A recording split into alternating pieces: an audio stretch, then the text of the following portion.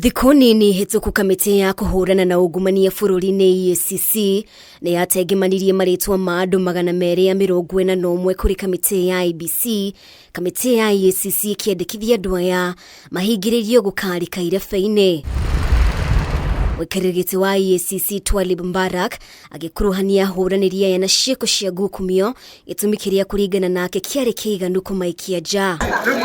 Umwe wa arĩa magwetetwo nĩ kamĩtĩ ĩno nĩ ũrĩa warĩ gavana wa Nairobi Mike Sonko, na ũrĩa rĩu ũrahĩtahĩtanĩra gĩturwa kĩa gavana kaunti-inĩ ya Mombasa.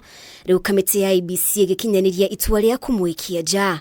We have Mike Sonko and Chitabi Anthony Mukala, both contesting in Mombasa. Under Senate, we have Paul Karungo Thang'wa, Kiambu. And under the item of academic requirements, invalid decrees, we have Thang'wa Nyeri. Sonko ahagũrirwo nĩ mbunge ya kaunti ya Nairobi mũthia-inĩ wa mwaka wa 2020 na mĩthingi ya ungumania na ũhũthĩri mũũru wa wabici.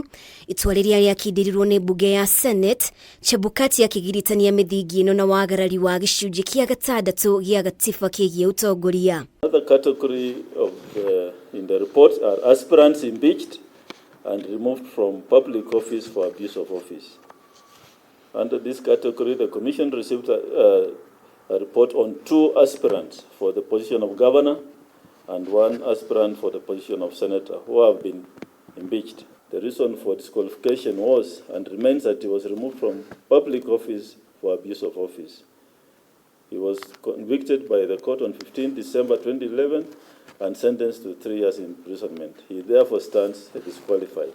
Karungo wa Thang'wa nake nĩ ahingiriirio kũrũĩrĩra gĩturwa gĩa seneta kaunti-inĩ ya Kiambu, na mĩthingi ya gũkorwo nĩ ahagũrirwo nĩ mbunge ya kaunti ya Kiambu rĩrĩa atungataga ta minista wa mathako, agĩkuruhanio na ũhũthĩri mũũru wa wabici thutha wa ũrĩa warĩ gavana Ferdinand Waititu kũhagũrwo. Arĩa angĩ mahingĩrĩirio nĩ arĩa maremetwo kuonania maratathi mao ma gĩthomo, ũrĩa ũranyotagĩra gĩturwa kĩa gavana kaunti-inĩ ya Nyeri Thuo Mathenge akĩhingĩrĩrio nĩ kwaga kuonania maratathi make ma gĩthomo gĩkĩro-inĩ kĩa degree. 2017 general election following the holding of the court in Nyeri constitutional election petition number 1 of 2013 and in civil appeal number 29 of 2013, which declared that he had held an invalid degree certificate.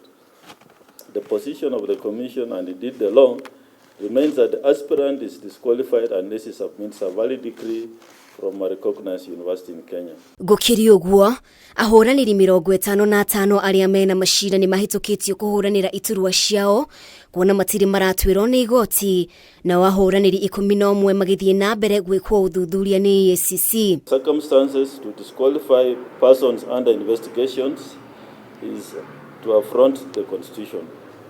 So persons mentioned in the report as undergoing investigations are not disqualified by law and may contest as candidates.